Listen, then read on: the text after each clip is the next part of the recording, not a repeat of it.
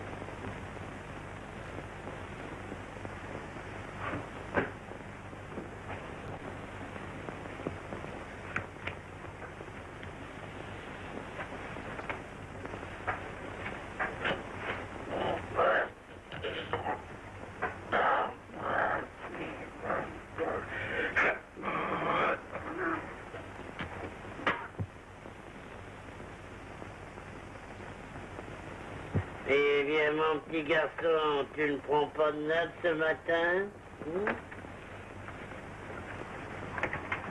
Ouais, à la bonne heure. C'est très bien, ça, c'est très... Oh, laissez-moi! Ah, mon petit, je ne te dis que ça. Eh ben moi, je vous dis merde!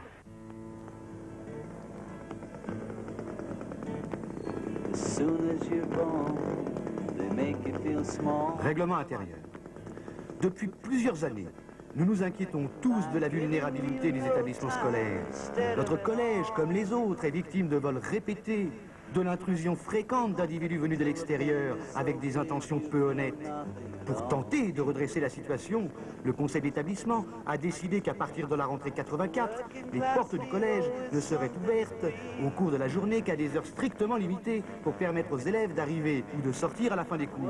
Les retardataires ne pourront entrer dans l'établissement qu'à l'heure suivante.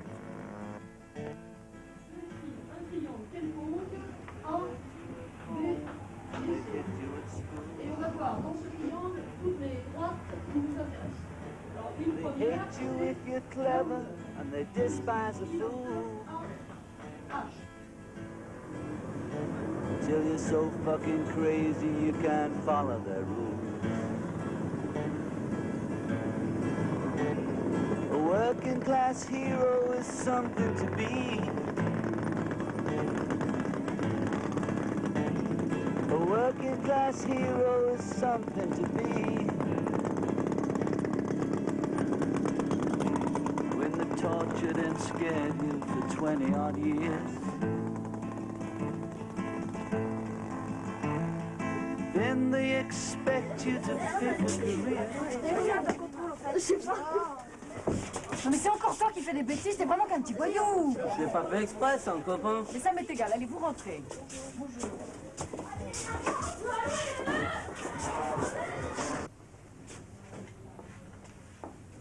Bon, vous avez terminé l'exercice là? Oui. Laurent, tu termines un petit peu s'il te plaît au lieu de rêver. Bon, on va faire la correction.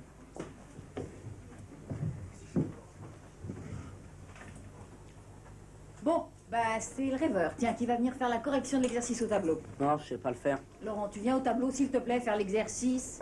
Non, je sais pas le faire, j'aimerais pas. Comment ça, tu viendras pas? J'aimerais pas. Mais tu vas venir s'il te plaît, Laurent. Non, j'ai pas envie. Tu viens s'il te plaît faire la correction. Il y a pas de si j'ai envie ou si j'ai pas envie, j'irai pas, je m'en fous. Je dis j'aimerais pas, tu m'emmerdes à la fin. Qu'est-ce que tu viens de dire? Depuis quand est-ce que tu m'insultes? Tu veux que j'aille voir le principal? Espèce de connasse, tu commences vraiment à me Non mais dis faire donc, chier. Laurent, ça suffit. Je n'admets pas que tu me parles. Vas-y, lâche-moi. Non. Lâche-moi, je t'en colle une. Sors s'il te plaît.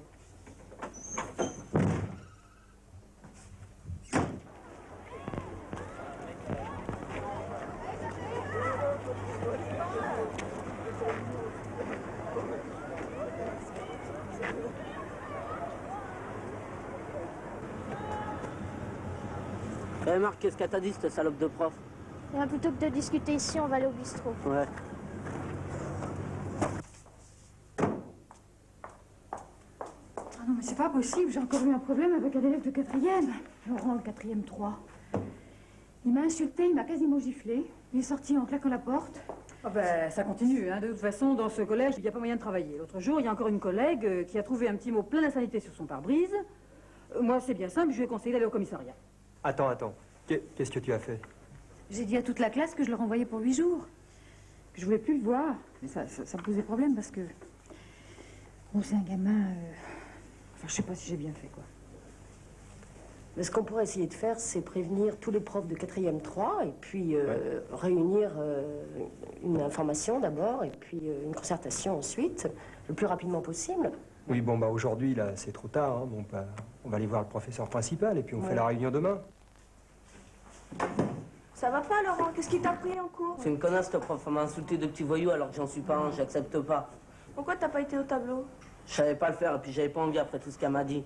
Tu sais, elle est pas si méchante que ça, la prof de maths. Tous les profs, ils m'en veulent, sauf la prof d'espagnol qui est sympa avec moi. N'empêche que c'est elle qui t'a le mieux défendu au conseil de classe. Et à quoi ça sert l'école? Mon frère, il a un BEP et il est au chômage. De toute manière, t'es renvoyé pour une semaine. Si je suis renvoyé à cause d'elle, qu'est-ce qu'il va dire, mon père? Il va me taper encore. De toute façon, t'en as plus que pour 1 an et demi, alors tiens bon. 1 an et demi dans ce bahut, je pourrais jamais tenir. Tu veux pas venir voir la prof de maths avec moi? Je sais pas. Bon, qu'est-ce que tu veux voir? Un coquin. Et toi? Moi aussi.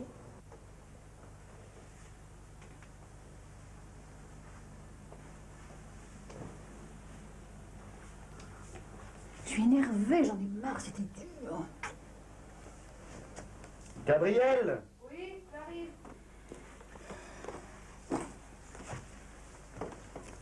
Non. Qu'est-ce qui t'est arrivé alors? C'est toujours avec le même élève. Le petit Laurent? Mais oui, ça va de plus en plus loin aujourd'hui. Il m'a insulté, puis j'ai bien vu le moment où il allait me frapper. Il Qu'est-ce était que peut-être t'as fait? énervé, lui aussi. De toute façon, vous, le professeur, vous comprenez jamais rien. Peut-être, c'est pas une raison pour me parler comme ça. Eh bon, qu'est-ce que tu as fait alors? Ben, je l'ai mis à la porte pour 8 jours. Et puis, en plus de ça, il a des problèmes. Bon, je sais pas trop... Enfin bon, j'ai demandé une réunion de concertation parce que je suis pas bien sûre que j'ai tout à fait raison de l'avoir mis dehors. Tu crois encore aux réunions, toi? Bah écoute, on sait jamais. On peut peut-être trouver une solution que moi, que je perçois pas, si tu veux que je l'ai fait comme ça. Bon, c'est vrai que le môme, il est insupportable. Laurent, tu restes ici, s'il te plaît. Bon, vas-y, lâche-moi. J'ai pas eu le temps de contacter tout le monde pour expliquer ce qui s'est passé hier, alors si tu veux bien le rappeler brièvement. Mais ça s'est passé très vite. J'ai demandé à Laurent d'aller corriger un exercice au tableau. Il a refusé, il m'a insulté. C'est remonté, et puis il a failli me gifler. Il est parti en claquant la porte. Alors j'ai dit aux autres élèves que je voulais plus le voir pendant 8 jours et que je l'ai exclu du cours. Oui, alors là, je suis pas du tout d'accord avec toi dans la mesure où tu as pris cette décision grave de le renvoyer pendant 8 jours seul, alors que tu aurais peut-être pu essayer d'en discuter avec nous avant de le faire. Oui, mais ça s'est passé tout de suite, comme ça, dans le vif du sujet. Je pouvais pas, si tu veux, vous réunir. Ça s'est passé comme ça, brutalement. Dans le feu de l'action, c'est très difficile de se contrôler quand même. Quand même, il a dû se passer des choses avant. Il n'a pas pu réagir comme ça. Il a dû... Oui, non, mais ça, de toute façon, moi, j'ai des problèmes avec lui depuis le début de l'année. Moi aussi, j'ai eu des problèmes au début de l'année. Il n'avait pas son livre, il n'avait pas son matériel, il n'avait pas fait son travail. Il y a eu 2 ou 3 cols, ça a été mieux. Et puis, enfin, maintenant, c'est quand même pas un travail excellent, hein. Maintenant, hier, je ne l'ai pas vu, hein. Il était soi-disant à l'infirmerie. Parce que moi, j'ai eu l'occasion de le surveiller pendant les heures de permanence où il était avec ses autres copains. Bon, il avait l'air de très bien s'entendre, il ne montrait pas de problème d'agressivité ou autre.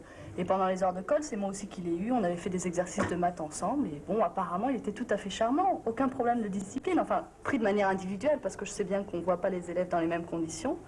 Mais en tête à tête, il est tout à fait charmant. C'est ça qui me surprend.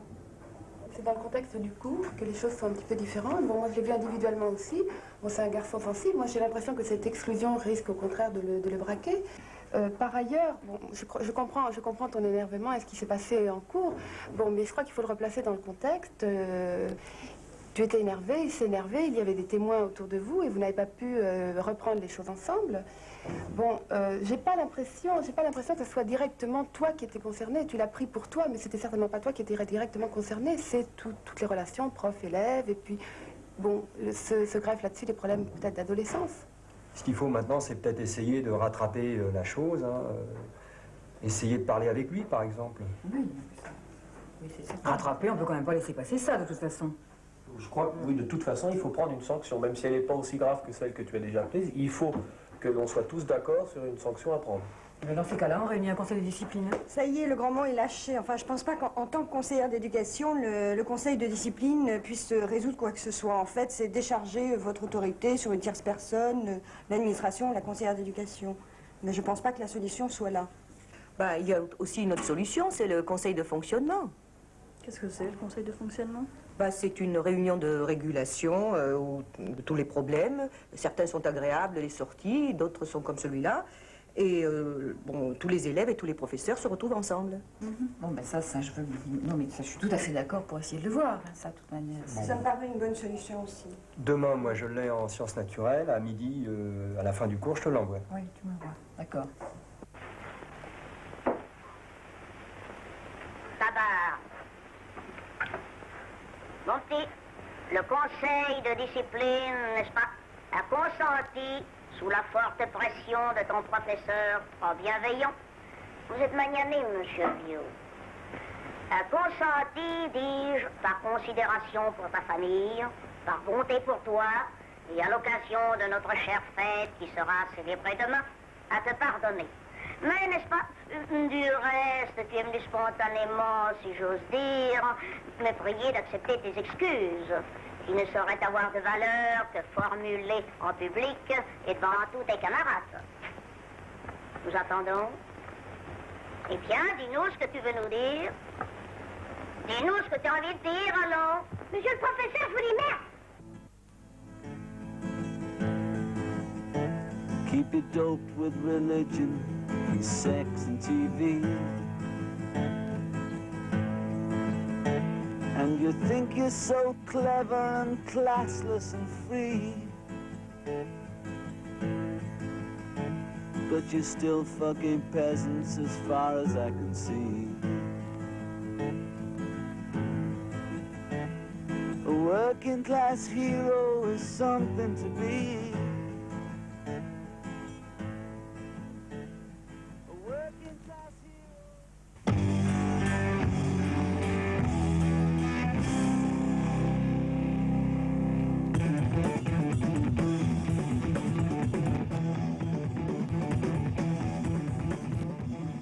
Alors pendant qu'on finit de se mettre en place, je voudrais dire quelques mots sur le dispositif. Je vous ai demandé de venir parce qu'elle vivait, parce que vous travaillez à l'Institut national de la santé et de la recherche médicale, où vous coordonnez un groupe de recherche sur les violences institutionnelles.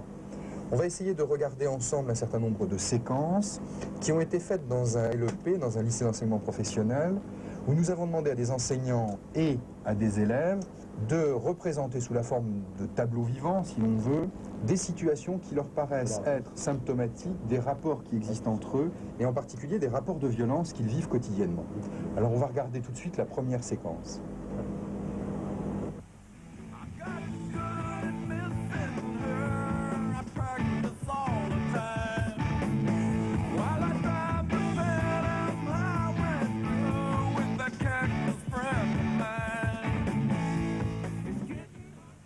Écoutez, la première chose que ça m'indique, ça, c'est d'une part, il s'agit là d'un vol de portefeuille, donc c'est tout simple, mais je veux dire, ça pourrait très bien se passer en dehors de l'éducation nationale. Et je voulais vous dire une petite chose, c'est que nous n'avons pas, nous, dans notre groupe de recherche, étudié les phénomènes au sein de l'école. C'est une des seules institutions, d'ailleurs, où il y a eu peu de recherche de fait là-dessus, et je crois que ça, c'est important à souligner. Ça commence, maintenant, ça commence à arriver. Et alors donc, la première chose, c'est vol de portefeuille, je veux dire, dans un prise unique, dans une cité, à l'école, ça peut exister, et pas seulement au sein de l'éducation nationale.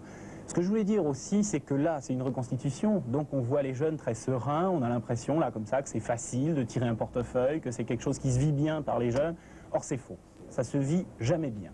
Toutes ces formes de violence, qu'elles soient sous cette forme ou d'autres, ne sont jamais bien vécues par les jeunes qui passent à l'acte, ou même par des enseignants qui sont amenés parfois à avoir aussi des manifestations violentes.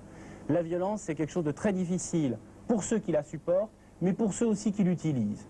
Et je sais que mon expérience me montre que j'ai rarement rencontré des jeunes qui avaient utilisé la violence et qui, quelque part, s'en sortaient très bien. C'est pas vrai. Il y a très souvent une forme de décompensation quand il y a des passages à l'acte violents. Peut-être pas aussi... je parle pas de ça parce que là, c'est le portefeuille, c'est quand même léger, je veux dire. Hein. Il y a des passages à l'acte beaucoup plus violents. Je crois que... J'espère que vous l'illustrerez, on va le voir peut-être. Mais enfin, voilà un petit peu ce que ça appelle. Surtout la distinction entre quelque chose qui ne relève pas de l'éducation nationale. Je veux dire que ça, c'est la société. Et l'école n'est pas une île. Donc, je veux dire, un vol de portefeuille, c'est partout. Voilà un petit peu le premier commentaire à chaud comme ça que je pourrais vous faire. Regardez une autre séquence qui est aussi typique. Comme ça, oui. Change de main, fais avec l'autre main. Change de main, c'est.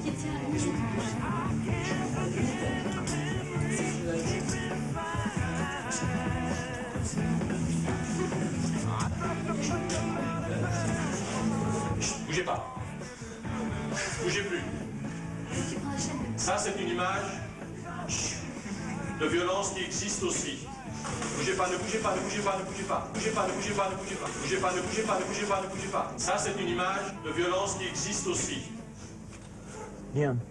C'est assez surprenant là parce que bon, je pense qu'il s'agit d'un professeur qui est au milieu.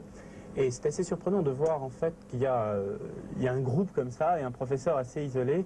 Et ça m'évoque chez moi un commentaire par rapport au côté un peu mythique de la représentation, à savoir qu'on passe allègrement de jeunes on passe à bande tout court, et puis jeune bande, et puis jeune bande de voyous. Enfin, on va très vite et on glisse là. Et ce qu'il faut voir, donc, dans cette représentation mythique, il y a tout ce que les médias ont pu en dire, hein, je veux dire, les bandes de jeunes, et ça date pas d'hier. Je veux dire, souvenons-nous des bandes de loupards dans les années 60, mais remontons également dans les années 20 en Pologne, quand Korczak en parlait également, et Eichhorn en a parlé en Autriche. Enfin, je veux dire, bon, donc la bande de jeunes, ça a toujours existé. Simplement, l'impact des médias, peut-être, mais ça recouvre aussi une certaine réalité. Je veux dire, une certaine réalité, je pense qu'on a fait beaucoup pour des jeunes entre 16 et 18 ans. Vous savez, avec les Antilles étaient chauds, avec un tas de choses, tout ça c'est en dehors de l'éducation nationale, mais ça a une importance hein, quand même. Alors qu'on a peut-être un peu trop délaissé les jeunes de 13-16 ans et qui se retrouvent très souvent à l'abandon. Et cette violence, il faut bien la vivre quelque part. Alors on la vit à l'extérieur du collège ou à l'extérieur du lieu scolaire, dirons-nous, ou alors à l'intérieur. Ça, c'était la première observation que je voulais faire sur un peu les représentations mythiques. On rentrera plus dans le vif du débat sur le problème de la violence parce qu'il y a peut-être des extraits qui m'amèneront à plus de commentaires.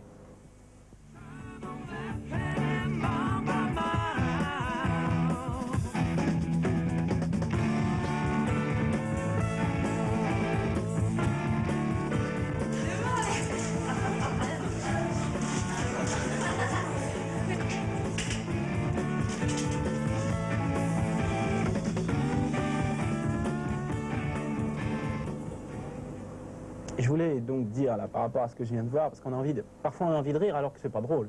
Je veux dire, c'est pas drôle parce que bon, là, le prof s'est retrouvé dans une situation un peu où il a éclaté de rire, donc le rire libérant d'ailleurs plein de choses, hein, je crois. Mais peut-être de manière un peu plus sérieuse, il y a quand même quelque chose qui ressort dans ce document, c'est que le prof, lui, il est seul et qu'il a toujours affaire à un groupe. Il est seul ou il a le sentiment d'être seul, ce qui est peut-être plus grave parce qu'il est censé représenter une équipe avec un certain nombre de choses à dire à une classe et il fait partie de cette équipe pédagogique. Mais, très souvent dans sa classe, il a le sentiment d'être isolé. Et donc, d'avoir affaire à quelque chose de collectif, parce que là, on le voit bien, et d'ailleurs dans toutes les situations, la première, la deuxième, la troisième, que ça se passe à l'intérieur ou à l'extérieur, il y a toujours, c'est le groupe. Et quels sont les moyens qu'un enseignant a pour évaluer les phénomènes de groupe? Je crois que c'est essentiel, et c'est là-dedans que passent beaucoup de choses de problèmes de violence. Et on s'aperçoit que, bon... finalement, le coup de la mitraillette, même s'il fait rire, on en arrive là quand on n'a pas pu faire autrement. Et on pourra voir peut-être par des exemples précis tout à l'heure, mais ça me paraît important de souligner pour l'instant le côté seul face à un groupe.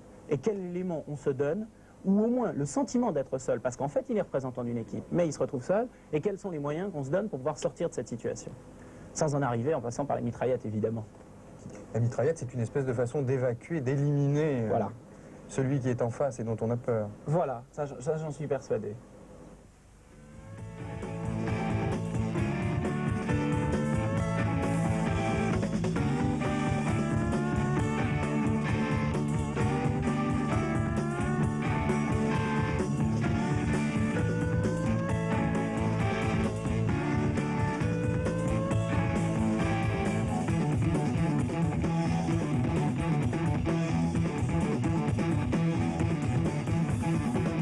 She'd make me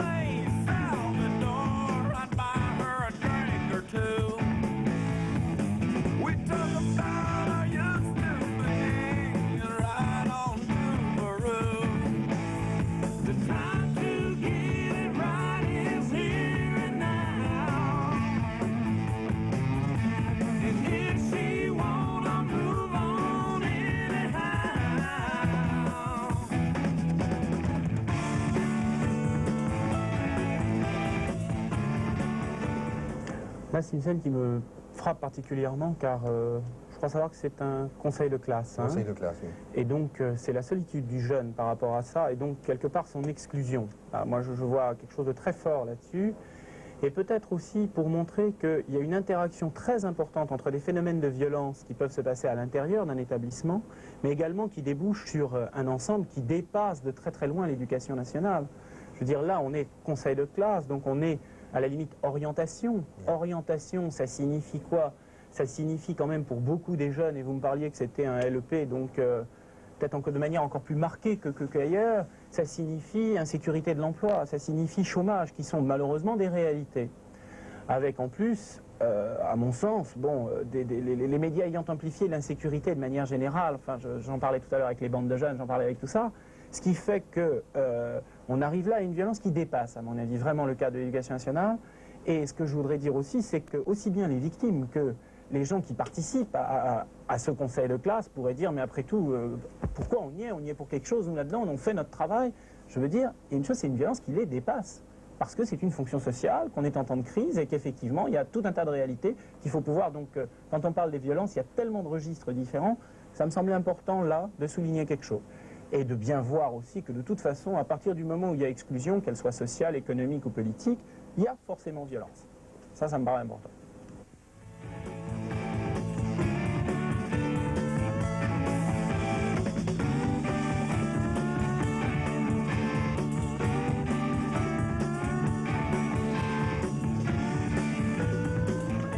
Cette scène, c'est peut-être la plus violente de toutes celles qu'on a vues, puisqu'il s'agit d'un passage à l'acte où on finit par se cogner dessus, hein, aussi bien l'enseignant que le jeune, là on se tape dessus. Alors il serait peut-être important de reprendre comment éviter d'en arriver là, c'est-à-dire comment faire en sorte, parce que la violence, elle tombe pas comme le Papa Noël du ciel avec un beau parachute, elle arrive suite à des tas de choses. Et justement, qu'est-ce que c'est que ces tas de choses? Alors il ne s'agit pas de faire de la psychologie de haut vol, simplement je vais prendre deux petits exemples précis pour les avoir vécus, un et l'autre pour l'avoir entendu. Je veux dire, quand dans une classe, un professeur de lettres lit la copie d'un élève, même s'il a les meilleures intentions du monde, et que la classe trouve des formules pour le moins rigolotes, et qu'elle se met à rire, l'élève ressent ça comme une violence. S'il n'a pas de lieu pour pouvoir dire à l'enseignant, vous savez mesdames, vous savez monsieur, quand vous avez lu ma copie devant l'ensemble de la classe, moi j'ai très très mal vécu ça, eh bien il va intérioriser cette violence. Et un jour ou l'autre, elle va ressortir. Alors peut-être pas sous la forme aussi dur que ce qu'on vient de voir, mais il faut savoir que la violence, elle a des racines et qu'elle appartient, il y a des tas de petites choses qui peuvent arriver. Second exemple important aussi, celle des fiches.